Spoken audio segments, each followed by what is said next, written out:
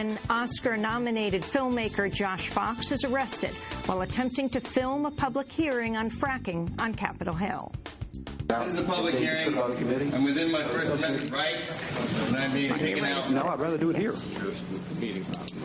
Well, but before the meeting has begun and before the subcommittee's had a chance to discuss the issue, this guy's being led away in handcuffs. I'd like to move that he be allowed to film this meeting.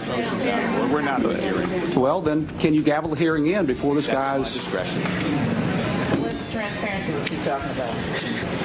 Now out of jail, we'll speak with Josh Fox, director of Gasland, and with John Fenton, a Wyoming farmer who has over 24 gas wells on his property. He lives in the rural community of Pavilion, where they now ship in water for drinking and cooking. All that and more coming up.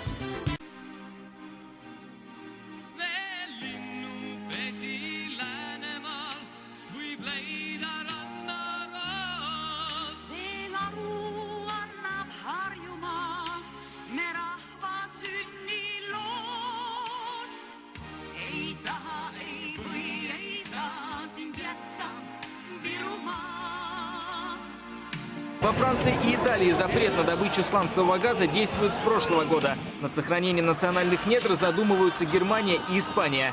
Именно в такой ситуации американские компании предложили помощь в разработке сланцевых месторождений Европе Восточной – Болгарии, Латвии, Литве, Эстонии, Украине и Польше.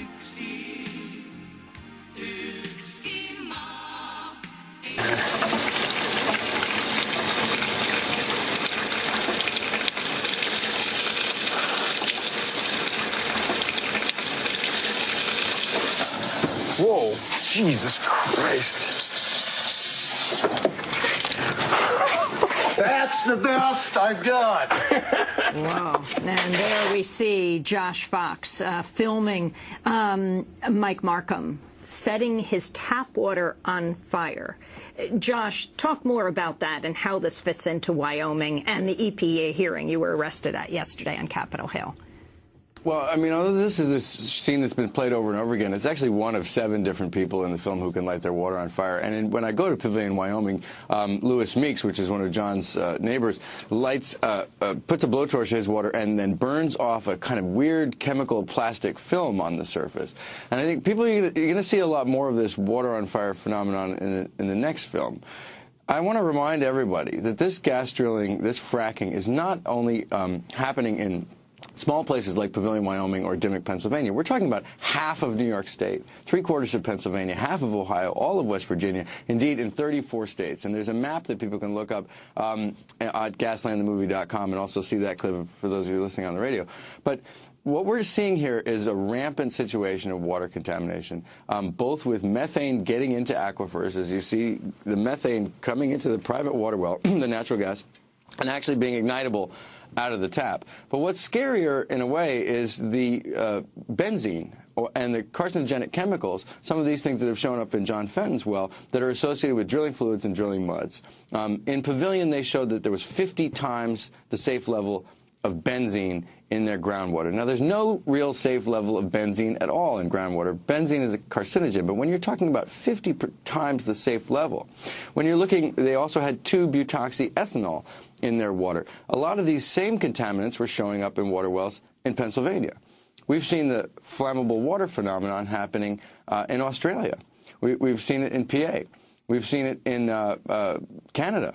So this is not something that's happening on a small scale, and it's not something that's happening in only a few exceptional cases. But what's happening with John and Pavilion is exceptional in the sense that they actually got EPA to come out there and do this 3.5-year investigation. And when you witness the events of yesterday, not only kicking out journalism from the House of Representatives and kicking the First Amendment out, and out with that goes John Boehner's pledge of transparency in Congress, but also kicking out science and saying, actually, we don't care about science. And what's true here is that we're living in an age which is not kind to objective information.